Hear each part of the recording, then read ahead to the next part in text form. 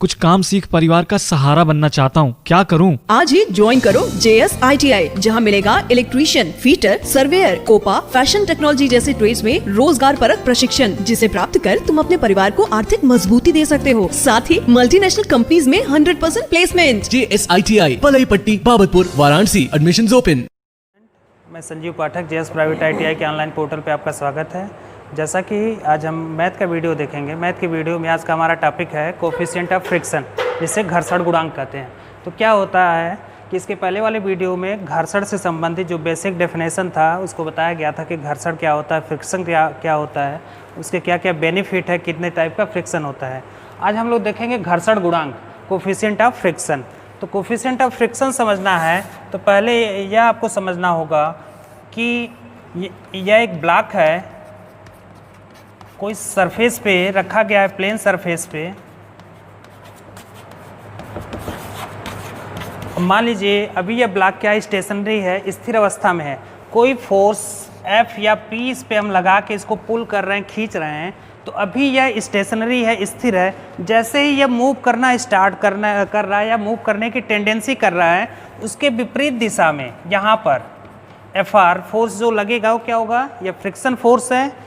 तो हम कह सकते हैं कि जो घर्षण गुणांक होता है, किसी भी ब्लॉक या पिंड के मूव करने की टेंडेंसी जब स्टार्ट होती है उस समय यह क्या होता है, F अपान W, यानी यह जो W क्या है, इसका वेट है, भार है, और यहाँ R क्या है, इसका नॉर्मल रिएक्शन है। तो कह सकते हैं कि मूव करने की टेंडेंसी में किसी ब्लॉक पर लगने वाला फ्रिक्शन फोर्स और उस ब्लॉक की जो वेट होती है, दोनों का जो अनुपात होता है उसे हम कहते हैं घर्षण गुणांक।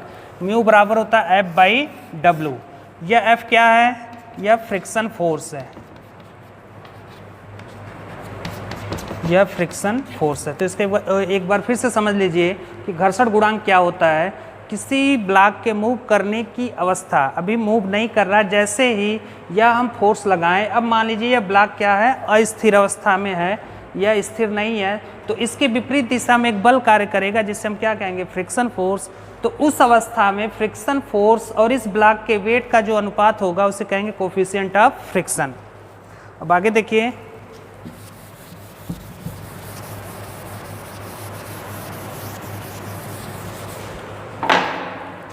एंगल ऑफ फ्रिक्शन,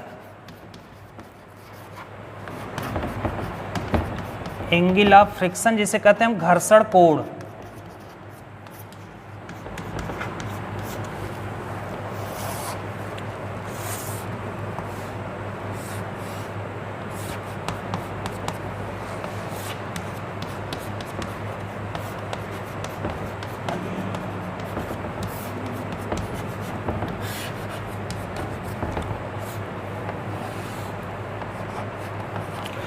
अब घर्षण कोण हमें समझना है तो पहले इस डायग्राम को समझना होगा कि क्या क्या दिया है। मान लीजिए एक ब्लॉक है, कोई पिंड है, किसी प्लेन सरफेस पे रखा गया है, समतल प्लेन पर या समतल सरफेस पर यह रखा गया है। इस पे हम एक फोर्स F राइट डायरेक्शन में लगा रहे हैं। तो अभी यह स्थिर अवस्था में है, जैसे ये मूव करने की चेष्टा करेगा, प्रयास करेगा, उसके विपरीत दिशा में एक फोर्स लगेगा जिसे कहेंगे फ्रिक्शन फोर्स। तो किसी भी ब्लॉक पर फ्रिक्शन फोर्स और रिजल्टेंट के बीच का जो परिणामी बल होता है उसे S से दिखाया गया है, थीटा, इसे S से दिखाया गया है। तो कह सकते हैं कि परिणामी बल और नॉर्मल रिएक्शन के बीच का जो कोण होता है इसे कहते हैं एंगल ऑफ फ्रिक्शन। एक बार फिर से इसको समझिए कि एक ब्लॉक है, ब्लॉक पर हम फोर्स F लगा रहे हैं और उसके विपरीत दिशा में फ्रिक्शन फोर्स लग रहा है। तो किसी भी ब्लॉक पर कार्य करने वाला घर्षण बल उस ब्लॉक पर नॉर्मल रिएक्शन के बीच का जो रिजल्टेंट फोर्स है, जो परिणामी बल है, वह S है। तो यहाँ पर जो एंगल ऑफ फ्रिक्शन होगा, घर्षण कोण होगा, वह रिजल्टेंट फोर्स और नॉर्मल रिएक्शन के बीच का कोण होगा। इसको यहाँ पे हम लिख सकते हैं mu is equal to tan theta और tan theta is equal to F/W। यह होता है, यहाँ टेन थीटा क्या है, थीटा जो है यह एंगल ऑफ फ्रिक्शन है, घर्षण कोण। तो घर्षण कोण दो बलों के बीच का कोण होता है जो किसी भी पिंड के नॉर्मल रिएक्शन और उस पिंड पर नॉर्मल रिएक्शन और घर्षण बल के बीच के परिणामी के बीच का कोण होता है, जिसे थीटा से प्रदर्शित किया जाता है। और अगर इसको ट्रिग्नोमेट्रिकल रेशियो में देखेंगे तो यह टेन थीटा बराबर होता है लंब बटे आधार। यह टेन थीटा बराबर होता है लंब बटे आधार। तो यहाँ से यह निकल जाएगा कि टेन थीटा बराबर F/W। यह F/W आ गया। तो यहाँ से हम लिख सकते हैं कि म्यू से प्रदर्शित किसको किया जाता है, कोफिशिएंट ऑफ फ्रिक्शन को। कोफिशिएंट ऑफ फ्रिक्शन को म्यू से प्रदर्शित करते हैं, डिनोट किया जाता है। और जो म्यू का मान होता है वह 1 से कम रखा जाता है और 1 से कम होता भी है। तो mu is equal to tan theta और tan theta is equal to F/W। F is equal to यह W।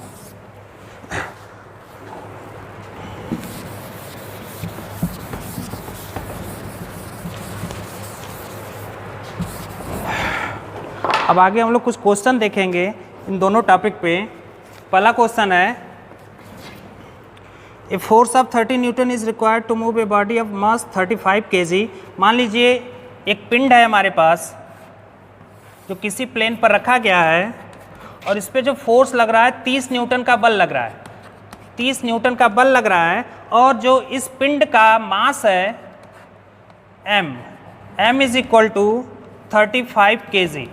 यह दिया है कि किसी भी प्लेन पर एक 35 kg का ब्लॉक रखा गया है और उस ब्लॉक पर उस पिंड पर 30 न्यूटन का बल लगाया गया हॉरिजॉन्टली। यह क्षैतिज अवस्था में 30 न्यूटन का बल लगाया गया और हमसे पूछ क्या रहा है कि find the coefficient of friction, घर्षण गुणांक क्या होगा। तो अभी बताया गया कि जो घर्षण गुणांक होता है म्यू बराबर F/W होता है।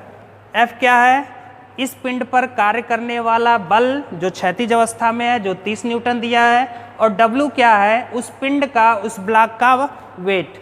तो वेट बराबर होता है, भार बराबर होता है m × g। हमें यहाँ द्रव्यमान दिया है 35 और g का मान नहीं दिया तो हम यहाँ पे 10 रख सकते हैं। यह हो जाएगा 350 न्यूटन। तो यहाँ से म्यू बराबर देखा जाएगा तो F/W, F का मान दिया है 30 और यह W का मान है 350। इसको कैंसिल कर लेंगे तो यह आ जाएगा 3/35। हल करने पर यह 0.08 के लगभग आएगा। तो म्यू का मान 0.08। हमें चेक करना है कि सही है कि गलत। तो म्यू का जो मान होता है वह 1 से कम होता है। अगर 1 से अधिक आ रहा है तो इसका मतलब कहीं ना कहीं हम सवाल में गलती किए हैं।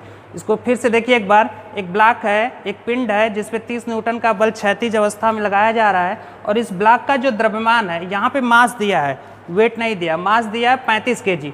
हमें पता है कि म्यू बराबर होता है F/W। F क्या है, कार्य करने वाला बल, और W क्या है, मास का वेट। तो यहाँ पे वेट हमें निकालना है तो भार बराबर होता है m × g। 35 × 10 कर देंगे, या 350 हो गया। तो म्यू बराबर F/W।